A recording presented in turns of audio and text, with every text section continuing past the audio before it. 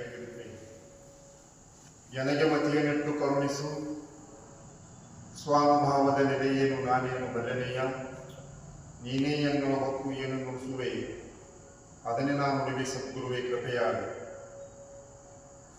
ಅದ್ವೈತ ಸಾರ್ವಭೌಮ ಚಕ್ರವರ್ತಿ ಸಕಲ ಮತೋದ್ಧಾರಕ ಶ್ರೀ ಪರಮೇಶ್ವರನ ಪರಾವತಾರಿ ಪಂಚಾಕ್ಷರಿ ಮಹಿಮಾ ಪುರುಷ ಶಾಂತಿ ಶಸ್ತ್ರಧಾರಿ ಶ್ರೀ ಸಿದ್ಧಾರೂಢರ ಆದಿಗುರು ಭಗವತ್ಪಾದರ ಬಸವಾದಿ ಶರಣರ ಹಾಗೂ ಎಲ್ಲ ಸಂಪ್ರದಾಯದ ಮಹಾಜ್ಞಾನಿಗಳ ಚರಣಾರವಿಂದಕ್ಕೂ ಶ್ರೀ ಬಸವಾರೂಢರ ಶ್ರೀ ಹನುಮಾರೂಢರ ಸದನ ದತ್ತನವರ ಹಾಗೂ ಶಿವತ್ರೈ ಸಿದ್ಧಾಸನದ ಪೂಜ್ಯರ ಚರಣಕ್ಕೆ ಭಕ್ತಿಯಿಂದ ಪಡೆದಟ್ಟು ಶುಭ ಸಂಜೆಯ ಸತ್ಸಂಗ ಸಭೆಯಲ್ಲಿ ಸಮ್ಮಿಲಿತರಾಗಿರುವ ಎಲ್ಲ ಶರಣ ಶರಣೆಯರ ಅಂತಃಕರಣಕ್ಕೆ ಸಾಕ್ಷಿಯಾಗಿ ಬೆಳಗುವ ಪರಾತ್ಪರ ಪರಶುಭ ನಮಸ್ಕರಿಸುತ್ತಾ ಶಿವ ಸ್ವರೂಪಿಗಳ ತಮ್ಮೆಲ್ಲರಿಗೂ ಶರಣು ಶರಣಾರ್ಥಿಗಳು. ಆತ್ಮೀಯರೇ, ಅಧ್ಯಾತ್ಮವೇ ಆನಂದದಾಯಕ, ಅಧ್ಯಾತ್ಮವಿಲ್ಲದ ಜೀವನ ಪಶು ಜೀವನ. ಅದರಿಂದಲೇ ಶ್ರೇಷ್ಠವಾದಂತಹ ಮನುಷ್ಯ ಜನ್ಮ ಪ್ರಾಪ್ತಿಯಾದಾಗ ಪರಮಾತ್ಮನ ಭಕ್ತಿಯನ್ನು ಮಾಡಿ ಮೋಕ್ಷವನ್ನು ಪಡೆಯುವುದೇ ನಮ್ಮೆಲ್ಲರ ಪರಮ ಗುರಿಯಾಗಿದೆ. ಆ ನಿಟ್ಟಿನಲ್ಲಿ ನಾವು ಈ ಮನುಷ್ಯ ಜನ್ಮದ ಆವೇಶವನ್ನು ಸದ್ಬಳಕೆಯನ್ನು ಮಾಡುವಂತವರಾಗಬೇಕು.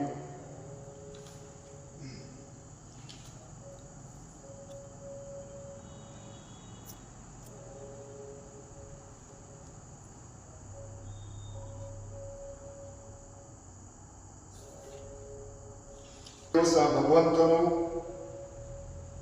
ಅತ್ಯಂತ ಮಹಾನ್ ವಾಕ್ಯವನ್ನು ಆಶ್ವಾಸನೆಯಾಗಿ ಕೊಡ್ತಾ ಇದ್ದಾನೆ. ಭಗವಂತನ ಗೀತೆಗಳು ಹೇಳಿದಂತಹ ವಿಚಾರವನ್ನು ಇಲ್ಲಿ ನಮಗೆ ನೆನಪಿಗೆ ತಂದು ಕೊಡ್ತಾ ಇದ್ದಾರೆ.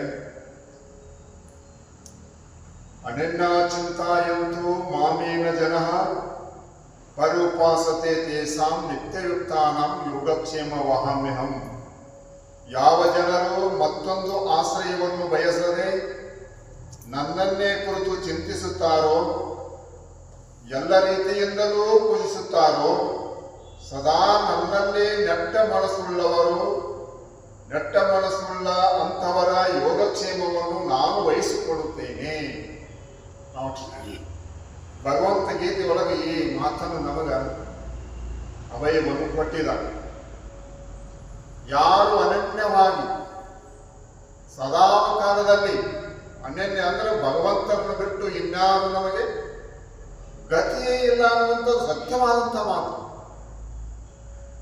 ಅನ್ಯರ ಆಶ್ರಯವನ್ನು ಬಯಸುವಂಥದ್ದೇ ತಪ್ಪು. ಹಾಗಾಗಿ ನಿಜವಾಗಿ ಆ ಭಗವಂತನಿಗೆ ಶರಣು ಹೋದಂಥವನಿಗೆ ಅವನ ಯೋಗಕ್ಷೇಮವನ್ನು ಸ್ವತಃ ಭಗವಂತನೇ ವಹಿಸಿಕೊಳ್ಳುತ್ತಾನೆ. ಮತ್ತೆ ಅದರ ಚಿಂತಿದ್ರಿ ನಾಟ್. ನೀವು ಅನುಭವದಿಂದ ನೋಡಿದರೆ ಮಹಾತ್ಮರು ಮುಖವನ್ನು ನೋಡಿದ್ರೆ ನಮಗೆ ಏನಾಗ್ತಪ್ಪ ಅಂದ್ರೆ ಸಂತೋಷ ಆಗ್ತದೆ.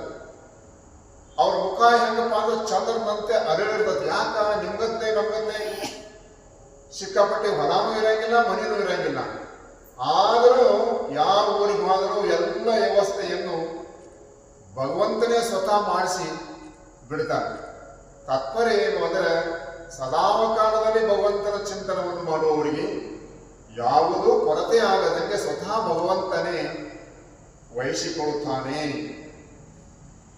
ಅವರಂತ ಸಮರ್ಥತೆ ಇನ್ಯಾರಿಗೂ ಇಲ್ಲ. ಸರ್ವರನ್ನು ಪಾಲಿಸುವವನು ಅವನೇ. ಅಂತದ್ರೊಳಗೆ ಅವನಿಗೆ ಅನನ್ಯವಾಗಿ ಶರಣಾಗತನಾದಂತಹ ಭಕ್ತನನ್ನು ಸದಾವಕಾಲದಲ್ಲಿ ರಕ್ಷಣೆಯನ್ನು ಮಾಡುತ್ತಾನೆ ಅಂತ ನಿನ್ನೆ ದಿವಸ ಹೇಳಿದ್ದಾರೆ. ಭಕ್ತರು ಕಾಮ್ಯ ಕರ್ಮಗಳನ್ನು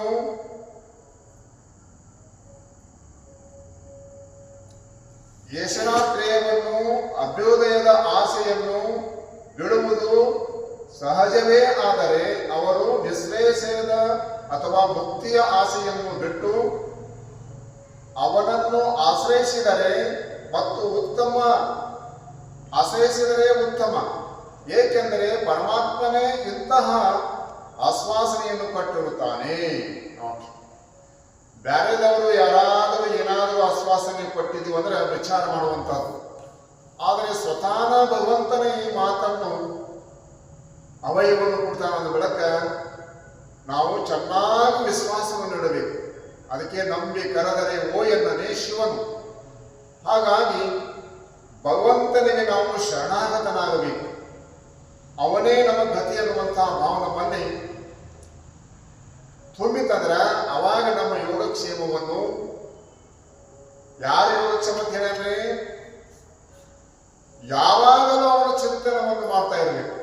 ಅನಿನ್ನಾಸಿ ಚಿಂತಾಯಂತು ಮಾಮೇನ ಜನಃ ಪರುಪಾಸತೆ ತೇಸಾಂ ನಿತ್ಯಯುಕ್ತಾನಾಂ ಯೋಗಕ್ಷೇಮ ವಹಾಮ್ಯಹಂ. ಇದಕ್ಕಿಂತಲೂ ಇನ್ನೊಂದು ಯಾವುದಾದ್ರೆ ಅಭಯ ನಮಗೆ ಬೇಕಾಗಿತ್ತು ಅಂತ ಕೇಳಿದ್ರೆ ಇಲ್ಲವೇ ಇಲ್ಲ. ಯಾಕಂದ್ರೆ ಭಗವಂತನ ಈ ಮಾತು ಹೇಳ್ತಾನ್ರಿ. ಭಗವಂತಂದ್ರೆ ಯಾರು ಹೇಳ್ಬೇಕು? ಸತ್ಯಂ ಶಿವಂ ಸುಂದರಂ. ಮಾತನ್ನು ಹೊಳ್ಳಿ ತಕ್ಕೊಳ್ಳೋ ಎಂದೆಂದಿಗೂ ಅಲ್ಲ. ಹಾಗಾಗಿ ಅವನ ಮಾತಿನ ಮ್ಯಾಲ ವಿಶ್ವಾಸ ಇಟ್ಟು ನಾವು ಏನನ್ನೂ ಬಯಸಬಾರದು. ನೋಡಿ, ಎಲ್ಲವೂ ಅವನಿಗೆ ಬಿಟ್ಟು ಬಂದ್ರೆ ಅವನೇ ನಮ್ಮನ್ನು ಸದಾ ಕಾಲದಲ್ಲಿ ರಕ್ಷಣೆಯನ್ನು ಮಾಡುತ್ತಾನೆ. ಪರಮಾತ್ಮನೇ ಅಂತ ಆಶ್ವಾಸನೆಯನ್ನು ಕೊಟ್ಟಿರುತ್ತಾನೆ. ಲೋಕದೊಳಗ ಒಂದಿಷ್ಟು ದೊಡ್ಡ ಮನುಷ್ಯ ಆಶ್ವಾಸನೆ ಕೊಟ್ಟಂದ್ರೆ ಎಷ್ಟೋ ಆನಂದ ಪಡ್ತಾರೆ ಜನ. ಈ ಭಗವಂತನೇ ಆಶ್ವಾಸನೆ ಕೊಟ್ಟಾಗ ನಿಜವಾದಂತಹ ಭಕ್ತ ಎಷ್ಟು ನಮಗೆ ಇರ್ತಾನಪ್ಪ ಅಂದ್ರೆ ಇದಕ್ಕಿಂತ ಸಂತೋಷವಾದಂತಹ ಮಾತಾವು ಇನ್ನೊಂದು ಇಲ್ಲ. ಹಾಗಾಗಿ ಅವನು ನಿಶ್ಚಿಂತೆಯಾಗಿ ಪರಮಾತ್ಮನ ಚಿಂತನವನ್ನೇ ಮಾಡುತ್ತಾನೆ. ಬರೇ ಮಾತಿನ ಮೇಲೆ ಅಡ್ಡ ವಿಶ್ವಾಸ ಇರದೆ ಹಿಂದಕ್ಕೆ ಇತಿಹಾಸವನ್ನು ತೆಗೆದು ನೋಡಿದ್ವಂದ್ರೆ ಯಾರು ಯಾರು ಭಗವಂತನಿಗೆ ಶರಣು ಹೋಗಿದಾರೋ ಅವರನ್ನು ಸದಾ ಕಾಲದಲ್ಲಿ ರಕ್ಷಣೆಯನ್ನು ಮಾಡ್ಕೋತಾನೆ ಪರಮಾತ್ಮ ಬಂದಿದ್ದಾನೆ. ನೋಡಿ, ಪಾಂಡವರು ಪಗಡೆ ಆಟದೊಳಗ ಸೋಲ್ತಾರೆ. ಧರ್ಮರಾಜನು ತನ್ನೆಲ್ಲ ಸಂಪತ್ತವನ್ನು ಸೋತ ಬಳಿಕ ನಂತರದಲ್ಲಿ ತಮ್ಮಂದಿರನ್ನು ಇಡ್ತಾನ, ತನ್ನನ್ನು ಇಟ್ಕೋತಾನ. ಕಡೆಗೆ ದ್ರೌಪದಿಯನ್ನು ಹಚ್ಚಿ ಜೂಜಾಡ್ಬಿಡ್ತಾನ. ಅವಾಗೂ ಸೋತು ಬಿಡ್ತಾನ. ಆ ಸೋಲಿಗೆ ಕಾರಣ ಗೊತ್ತಿರುವಂಥದ್ದು ಆ ಗಾಂಧಾರಿ ರಾಜನ ತಂದೆಯಿಂದ ಮಾಡಿದಂತ ಅವು ಎಲುಬುಗಳು ಆ ಶಕುನಿಯ ಮಾತು ಕೇಳ್ತಿದ್ವು. ಅವನು ಎಷ್ಟು ಅಂಕಿ ಹೇಳ್ತಾನೋ ಅಷ್ಟೇ ಬೀಳ್ತಿದ್ವು. ಹಾಗಾಗಿ ಅವನು ಸೋಲದೇ ಇರುವಂತ ಜಯವನ್ನು ಸಾಧಿಸಿದ. ತದನಂತರದಲ್ಲಿ ದುರ್ಯೋಧನ ಆ ದ್ರೌಪದಿಯನ್ನು ಕೇಶವನ್ನು ಹಿಡಿದು ಎಳೆ ತುಂಬನ್ನಿ ಅಂತ ತಮ್ಮನಿಗೆ ಆದೇಶವನ್ನು ಕೊಟ್ಟಾಗ ಅವನು ಹಿಡಿದುಂಬರ್ತಾನೆ. ತಂದ ಬಳಿಕ ರಾಜಸಭೆಯೊಳಗ ಎಲ್ಲರಿಗೆ ಸೆರಗುಗಳನ್ನು ಒಡ್ಡಿ ಆ ತಾಯಿ ಬೆಳಗುತ್ತಾಳೆ. ಒಂದು ಕನ್ಯೆಯ ವಸ್ತ್ರಾಭರಣವನ್ನು ಸೆಳೆಯುವುದು ಅತ್ಯಂತ ತಪ್ಪು, ಧರ್ಮಕ್ಕೆ ವಿರುದ್ಧವಾದದ್ದು ಅಂತ ಎಲ್ಲರನ್ನೂ ಬೇಡಿಕೊಂಡರೂ ಕೂಡ ಯಾರೂ ಅವಳನ್ನು ರಕ್ಷಣೆಗೆ ಬರುವುದಿಲ್ಲ. ಆವಾಗ ಸ್ವತಃ ಆಕೆಗೆ ಆ ದುಶಾಸನ ಸೀರೆಯನ್ನು ಸೆಳೆಯುವಾಗ ಮೊದಲು ಒಂದು ಕೈಲಿ ಸೀರೆಯನ್ನು ಗಟ್ಟಿಯಾಗಿ ಹಿಡ್ಕೊಂಡಿರ್ತಾಳೆ, ಇನ್ನೊಂದು ಕೈಯಾಗ ಗೋವಿಂದ ಗೋವಿಂದ ಅಂತಂತಿರ್ತಾಳೆ. ಅವಾಗ ಸೀರೆ ಅಕ್ಷಯ ಆಗುವುದಿಲ್ಲ. ಯಾವಾಗ ನನ್ನ ಮಾನ ಹಾನಿ ಎರಡೂ ನಿನಗೆ ಸಂಬಂಧ ಅಂತ ಎರಡೂ ಕೈ ಮ್ಯಾಲ ಎತ್ತಿ ಗೋವಿಂದ ಅಂತ ಯಾವಾಗ ನಾಮಸ್ಮರಣೆಯನ್ನು ಮಾಡ್ತಾನೋ ಅವಾಗ ಭಗವಂತ ಬಂದ ಸೀರೆಯನ್ನು ಅಕ್ಷಯವಾಗಿ ಮಾಡ್ತಾನೆ. ತಾತ್ಪರ್ಯ ಏನು ಅಂದ್ರೆ ಪೂರ್ಣ ಪ್ರಮಾಣದಲ್ಲಿ ಭಗವಂತನಿಗೆ ಶರಣಾಗತನಾಗುತ್ತಾನೆ. ಪರಮಾತ್ಮನ ರಕ್ಷಣೆಯನ್ನು ಮಾಡುವುದಿಲ್ಲ. ಹಾಗಾಗಿ ಆ ದ್ರೌಪದಿ ಹೇಗೆ ಎರಡೂ ಕೈಯನ್ನು ಎತ್ತಿದಾಗ ಅಕ್ಷಯ ಆಯಿತು, ಅದೇ ತೆರನಾಗಿ ನಾವು ಭಗವಂತನೇ ಗತಿ ಅನ್ನುವಂತಹ ಭಾವ ನಮ್ಮನ್ನು ದಡ ಆಗುತ್ತಾನ. ಪರಮಾತ್ಮ ನಮ್ಮ ರಕ್ಷಣೆಯನ್ನು ಮಾಡುವುದಿಲ್ಲ. ಹಾಗಾಗಿ ನಿಶ್ಚಿಂತವಾಗಿ ಅವನೇ ನಮ್ಮ ಗತಿ ಅನ್ನುವಂತಹ ಭಾವ ನಮ್ಮಲ್ಲಿ ಬರಬೇಕು. ನಾಮಸ್ಮರಣೆಯನ್ನು ಮಾಡುವುದರಿಂದ ಏನು ಫಲ ಆಗ್ತದೆ ಅನ್ನುವಂಥ ಭಾವನೆ ನಮ್ಮೊಳಗೆ ಬರಬಾರದು. ಬಹಳ ಜನ ಅದರಂದ್ರೆ ಏನಾಗ್ತದೆ ಅಂತ ತಿಂತಾರೆ. ಹಂಗಿಲ್ಲ, ಸದಾವ ಕಾಲದಲ್ಲೇ ಭಗವಂತನ ನಾಮಸ್ಮರಣೆಯನ್ನು ಮಾಡುತ್ತಾ ಇರುವುದರಿಂದ ಅವನು ನಮ್ಮ ಯೋಗಕ್ಷೇಮವನ್ನು ಚೆನ್ನಾಗಿ ನೋಡಿಕೊಳ್ಳುತ್ತಾನೆ ಅಂತ ಭಗವಂತ ಮಾತು ಕೊಟ್ಟದು. ಇದಕ್ಕಿಂತ ಹೆಚ್ಚಿನ ಮಾತು ಯಾವುದು ಬೇಕ್ರಿ? ಯಾವುದು ಬೇಕಾಗಿಲ್ಲ. ಸರ್ವಧರ್ಮನ್ ಪರಿತ್ಯಜ್ಯ ಮಾಮೇಕಂ ಶರಣಂ ವಜ್ರ ಅಹಂ ತ್ವಾ ಸರ್ವ ಪಾಪೇಭ್ಯೋ ಮೋಕ್ಷಾಯಿಷಾಮಿ ಮಾ ಶುಚಿಃ. ನೀನು ಎಲ್ಲ ಧರ್ಮಗಳನ್ನು ತ್ಯಜಿಸಿ ಕೇವಲ ನನ್ನೊಬ್ಬನೇ ಶರಣು ಹೊಂದು, ನಾನು ನಿನ್ನನ್ನು ಎಲ್ಲ ಪಾಪಗಳಿಂದಲೂ ಬಿಡಿಸುತ್ತೇನೆ, ಶೋಕ ಬಿಡಿಸುತ್ತೇನೆ, ಶೋಕಿಸಬೇಡ ಎಂದು ಭಗವಂತನು ಗೀತೆ ಒಳಗೆ ಹೇಳಿದಂತಹ ವಿಚಾರವನ್ನು ಇಲ್ಲಿ ಮತ್ತೊಮ್ಮೆ ನೆನಪಿಕೊಂಡು ಕೊಡ್ತಿದ್ದಾರೆ. ನೀನು ಎಲ್ಲ ಧರ್ಮಗಳನ್ನು ತ್ಯಜಿಸಿ, ನೋಡಿ, ಎಲ್ಲ ಧರ್ಮಗಳನ್ನು ತ್ಯಜಿಸಿ ಕೇವಲ ನನ್ನೊಬ್ಬನೇ ಶರಣು ಹೊಂದು, ನೋಡಿ, ಶರಣು ಹೊಂದು. ನಾವು ಭಗವಂತನಿಗೆ ಶರಣು ಹೋಗಂಗಿಲ್ಲ. ಪ್ರಯತ್ನ ಮಾಡಿ ಮಾಡಿದ್ರೆ ಅದಾಯ್ತು ನಾವು ಮಾಡಿರೋದು ಆಗ್ಲಿಕ್ಕಂದ್ರೆ ದೇವರು ನಮ್ಮ ಮ್ಯಾಲ ಮುನ್ನೋದನ್ನು. ಇದು ಶರಣಾಗತಿ ಭಾವ ಅಲ್ಲ. ಶರಣಾಗತಿ ಭಾವ ಅಂದ್ರೆ ಎಲ್ಲವೂ ಅವನಿಗೆ ಒಪ್ಪಿಸಿಕೊಡುದು. ನಿಮ್ಗೆ ಗೊತ್ತಿರುವಂತ ವಿಚಾರನ ಅಭಿಮನ್ಯು ಚಕ್ರಯುಗದೊಳಗ ಹತನಾಗುವುದರಿಂದ ಅರ್ಜುನನಿಗೆ ಬಹಳ ದುಃಖ ಆಗ್ಬೇಕು. ಆ ದುಃಖದ ಸಮಯದೊಳಗ ಅವನ ಮುಖವನ್ನು ನೋಡಿ ಪ್ರತಿಜ್ಞೆಯನ್ನು ಮಾಡ್ತಾನೆ. ಈ ಅಭಿಮನ್ಯುವಿನ ಮರಣಕ್ಕೆ ಯಾರು ಕಾರಣೀಭೂತರಾಗಿದ್ದಾರೋ ಅವರ ಶಿರಚ್ಛೇದನವನ್ನು ನಾಳೆ ಸುರುವೊಳಗೆ ಮಾಡಲಿಕ್ಕಂದ್ರೆ ನಾನು ಅಗ್ನಿ ಪ್ರವೇಶವನ್ನು ಪಡೆಯುತ್ತೇನೆ ಅಂತ ಪ್ರತಿಜ್ಞೆಯನ್ನು ಮಾಡ್ತಾನೆ. ಅವತ್ತಿನ ದಿವಸ ಈ ಅರ್ಜುನನು ಮಾಡಿದಂತ ಪ್ರತಿಜ್ಞೆಗೋಸ್ಕರವಾಗಿ ಕೌರವರು ಜಯದ್ರಥನನ್ನು ಎಲ್ಲಿಟ್ಟಿರ್ತಾರಪ್ಪ ಅಂದ್ರ ಯುದ್ಧಕ್ಕೆ ಬಂದ್ರೆ ಇವನು ಬಿಡಂಗಿಲ್ವಾ ಅಂತ ಅವನು ಏನ್ ಮಾಡಿರ್ತಾರಪ್ಪ ಅಂದ್ರ ರಣರಂಗಕ್ಕನ ಬಲ್ಲಾರ್ದಂಗೆ ಮಾಡಿ ಬೇರೆ ಕಡೆನ ಅವನ್ನ ಇಟ್ಟು ಬಿಟ್ಟಿರ್ತಾರೆ. ನೋಡಿ, ಅದು ಅರ್ಜುನಿಗೆ ಗೊತ್ತಿರಂಗಿಲ್ಲ. ಆವತ್ತಿನ ದಿವಸ ಅತ್ಯಂತ ತೀಕ್ಷ್ಣವಾಗಿ ಅರ್ಜುನ ಯುದ್ಧವನ್ನು ಮಾಡ್ತಾನೆ. ಭೀಷ್ಮಾಚಾರ್ಯರನ್ನು, ದ್ರೋಣಾಚಾರ್ಯರನ್ನು, ಕರ್ಣನನ್ನು ಎಲ್ಲರನ್ನು ಸದೆ ಬಡಿಯುತ್ತಾ ಹಡಿಯುತ್ತಾ ಹೋದರೂ ಕೂಡ ಸೂರ್ಯಾಸ್ತದ ಒಳಗೆ ಜಯದ್ರಥನನ್ನು ಹೊಡೆಯುವುದು ಆಗುವುದಿಲ್ಲ. ಅವಾಗ ನಾವು ನೀವು ಆಗಿದ್ದೀವಿ ಅಂದ್ರೆ ನಾಟ್ ನೀ ಎಂಥ ಸಾರಥಿ, ನೀನು ಸರಿಯಾಗಿ ಕುದುರೆಯನ್ನು ಓಡಿಸಲಿಲ್ಲ, ನಾವು ಅವನನ್ನು ಹೋಗಿ ಮುಟ್ಟುದಾಗಲಿಲ್ಲ ಅಂತ ಯಾರ ಮೇಲಾರೆ ಅಪವಾದ ಕೊಡ್ತಿದ್ದೆವು. ಆದರೆ ಅರ್ಜುನ ಹೇಳ್ತಾನ, ಭಗವಂತನೇ ಜಯದ್ರಥನನ್ನು ನಾನು ಹೊಡೆಯದೇ ಇದ್ದದ್ದು, ನಾನು ಅಗ್ನಿ ಪ್ರವೇಶವನ್ನು ಮಾಡುವುದು ಇದು ನಿನ್ನ ಇಚ್ಛೆ ಅಂತ ನಾನು ಸ್ವೀಕಾರ ಮಾಡ್ತೇನೆ ಅಂತ ಹೇಳ್ತಾನೆ. ಇಂಥ ಸಮಯದೊಳಗೂ ನಿನ್ನ ಕೃಪೆ ಅಂತ ಸ್ವೀಕಾರ ಮಾಡ್ತಾನ್ರಿ. ನಾಟ್ ಅವಾಗ ನಾವಾಗಿದ್ದೀವಂದ್ರೆ ನೀ ಎಂಥ ಭಗವಂತ, ನೀನು ಒಟ್ಟ ನನಗೆ ಅನುಕೂಲ ಮಾಡಿಕೊಡಲಿಲ್ಲ ಅಂತ ಹೇಳ್ತಿದ್ದು. ಸಂದಿಗ್ಧವಾದ ಸಮಯದಲ್ಲಿ ಕೂಡ ನಿನ್ನ ಕೃಪೆ ಅಂತ ಯಾವಾತನು ಅಂತಾನೋ ಅವನಿಗೆ ಶರಣಾಗತಿ ಭಾವ ಅಂತ ಕರೀತಾರೆ. ಅಷ್ಟೊಂದು ಶರಣಾಗತಿ ಭಾವ ಇರೋದ್ರಿಂದ ಭಗವಂತ ಅವನನ್ನು ರಕ್ಷಣೆ ಮಾಡ್ತಾನೆ. ಯಾಕ ಕಥೆನ ಒಂದು ಸ್ವಲ್ಪ ಐತೆ, ಅದನ್ನ ನೋಡ್ಕೊಂಡ್ ಬರುವಂತವ್ರು ಏನಾಗ್ತೈತಪ್ಪ ಅಂದ್ರೆ ಭಗವಂತ ಇದೆಲ್ಲ ಗೊತ್ತಾಗಿನ ರಥವನ್ನು ಜಯದ್ರಥ ಇದ್ದಲ್ಲಿ ಬೈಯಂಗಿಲ್ಲ. ಯಾಕೆ ಬೈಯಂಗಿಲ್ಲ ಅಂದ್ರೆ ಅವ ರಣರಂಗದೊಳಗನ ಜಯದ್ರಥ ಇರಂಗಿಲ್ಲ. ಏನ್ ಬೈದೈತಿ ಅವನ? ಅದಕ್ಕ ಓದಂಗ್ ಮಾಡ್ತಿರ್ತಾನ. ಸೂರ್ಯ ಅಸ್ತ ಆಗುವಂತೆ ಭಗವಂತನೇ ಮಾಡಿರ್ತಾನ. ಏನ್ ಮಾಡಿರ್ತಾನ? ಇನ್ನೂ ಒಂದು 2 ತಾಸು ಸಮಯ ಇರ್ತಾನ ತನ್ನ ಸುದರ್ಶನವನ್ನು ಸೂರ್ಯನ ಕಡೆಗೆ ಹೋಗುವಂತೆ ಮಾಡಿ ಅತ್ಯಂತ ದೊಡ್ಡದಾದಂತಹ ಸುದರ್ಶನ ಆಗ್ಯದು.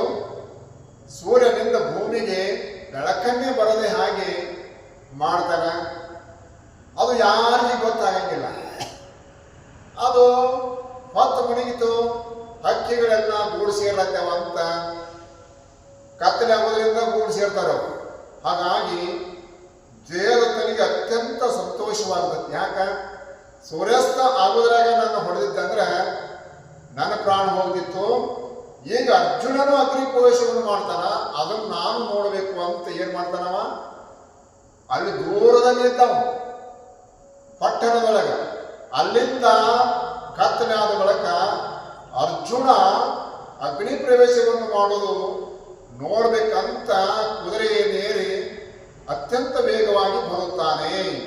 ಈ ವಾರ್ತೆ ಶಕುನಿಗೆ ಗೊತ್ತಾಗಿರ್ತದೆ. ಶಕುನಿ ಎಷ್ಟು ತೀಕ್ಷ್ಣ ಮತಿ ನೋಡ್ರಿ. ನಮಗ ನಿಮಗ ಇಂದು ಸೂರ್ಯ ಊಟ ಮುಡಿಯಾನ ಅಂತಂದ್ರೆ ಗೊತ್ತಾಗ್ತದೇನ? ಗೊತ್ತಾಗಂಗಿಲ್ಲ. ಯಾಕ ಸೂರ್ಯ ದಿನ ಮುಳುಗ್ತಾನಂತ ನಾವು, ಆದ್ರೆ ಶಕುನಿ ಗೊತ್ತಾಗಿರ್ತದೆ ಇಷ್ಟೊಂದು ಲಗೇಜ್ ಸೂರ್ಯಾಸ್ತ ಆಗೈತೆ ಅಂದ್ರೆ ಇದು ಏನೋ ಇರುತ್ತದೆ. ಆದ್ದರಿಂದ ಜಯದತ್ತನಿಗೆ ಬರಬೇಡ ಅಂತ ಹೇಳ ಕಳಿಸ್ತಾನೆ ಅವನು. ಆದರೂ ಅದಕ್ಕೆ ಅವನು ಬಂದಿರುತ್ತಾನೆ. ಬಂದ ಅರ್ಜುನನು ಇನ್ನೇನು ಅಗ್ನಿ ಪ್ರವೇಶವನ್ನು ಮಾಡಬೇಕು ಅನ್ನುವ ಸಮಯದೊಳಗ ಭಗವಂತ ತನ್ನ ಸುದರ್ಶನವನ್ನು ವಾಪಸ್ ಕರೀತಾನೆ. ಕರೆದಾಗ ಛಗ್ಗುನ ಬೆಳಕು ಬೀಳತದ್ರಿ, ಸೂರ್ಯನ ಬೆಳಕು ಬೀಳತದ್ರಿ. ಆಗ ಆ ಪಾಶುಪಶಾಸ್ತ್ರದಿಂದ ಯಾವುದೋ ಒಂದು ಬಾಣ ಇತ್ತು. ಆ ಬಾಣನಿಂದ ಜಯದತ್ತನ ತಲೆಯನ್ನು ಅರ್ಜುನ ಹೊಡಿತಾನೆ. ನೋಟ್, ಇದು ತಪ್ಪಿದಾಗನು ಅರ್ಜುನನಲ್ಲಿ ಭಾವ ಏನಿತ್ತು ಅಂದ್ರೆ ನಿನ್ನ ಇಚ್ಛೆಯಂತೆ ಆಗಲಿ ಅಂತ ಶರಣಾಗತನಾಗಿದ್ದಲ್ಲ. ಆದ್ದರಿಂದ ಅರ್ಜುನನನ್ನು ಏನ್ ಮಾಡಿದ ಭಗವಂತ ರಕ್ಷಣೆಯನ್ನು ಮಾಡಿದ. ಹಾಗೆ ಈ ಶರಣಾಗತಿ ಭಾವ ನಮ್ಮಲ್ಲಿ ಬರಬೇಕು. ಸುಖ ಬಂದಾಗ ನಮ್ಮದನ್ನೋದು, ದುಃಖ ಬಂದ್ರೆ ಅವನದನ್ನೋದು ಅಲ್ಲ. ದುಃಖವೂ ಕೂಡ ಭಗವಂತನ ಪ್ರಸಾದ ಅಂತ ಸ್ವೀಕಾರ ಮಾಡುವಂತವ್ರು ನಾವು ಆಗಬೇಕು. ಆದ್ದರಿಂದ ಎಲ್ಲ ಧರ್ಮಗಳನ್ನು ತ್ಯಜಿಸಿ ಕೇವಲ ನನ್ನೊಬ್ಬನೇ ಶರಣು ಹೊಂದು ನೋಡಿ, ಅವನೊಬ್ಬನಿಗೆ ಶರಣು ಹೊಂದಿದೆ ಅಂದ್ರೆ ನಾನು ನಿನ್ನನ್ನು ಎಲ್ಲ ಪಾಪಗಳಿಂದಲೂ ಬಿಡಿಸುತ್ತೇನೆ. ನೋಡಿ, ಎಲ್ಲ ಪಾಪದಿಂದ ಬಿಡಿಸುತ್ತೇನೆ. ಬಹಳ ಮಂದಿ ಭಗವಂತನ ಚಿಂತನೆ ಮಾಡೋದ್ರಿಂದ ಏನಾಗ್ತದೆ, ಅಲ್ಲೇನಾಗ್ತದೆ, ಒಬ್ಬ ಒಂದು ತಾಸು ಹೋಗಿ ಕುಂಡಿರ್ತಾರ ಅಂತ ಹಿಂಗತಾರ. ನಿಜವಾದ ಪಗಾರ ಕೊಡೋದನ್ನ ಸತ್ಸಂಗದೊಳಗೆ, ಇನ್ನುಳಿದ ಒಳಗೆ ಯಾವುದಕ್ಕೂ ಪಗಾರನೇ ಇಲ್ಲ. ಪಗಾರ ಇರುವುದನ್ನ ಯಾವುದಂದ್ರೆ ಅಧ್ಯಾತ್ಮದೊಳಗೆ. ನೋಡಿ, ದಾಸರು ಹೇಳ್ತಾರೆ ಒಂದ್ ಕಡೆ, ಸತ್ಯವಾದ ನಾಮಗಳನ್ನು ನಿತ್ಯದಲ್ಲಿ ಪಠಿಸುವವರಿಗೆ ಭಕ್ತಿಯಿಂದ ಸಲಹುತ್ತಿರುವ ಆದಿಕೇಶವ, ಮರೆಯದಲೇ ಹರಿಯ ನಾಮ ಬರೆದು ಓದಿ ಕೇಳಿದವರಿಗೆ ಕರೆದು ಮುಕ್ತಿ ಕೊಡುವ ನೆಲೆ ಆದಿಕೇಶವ.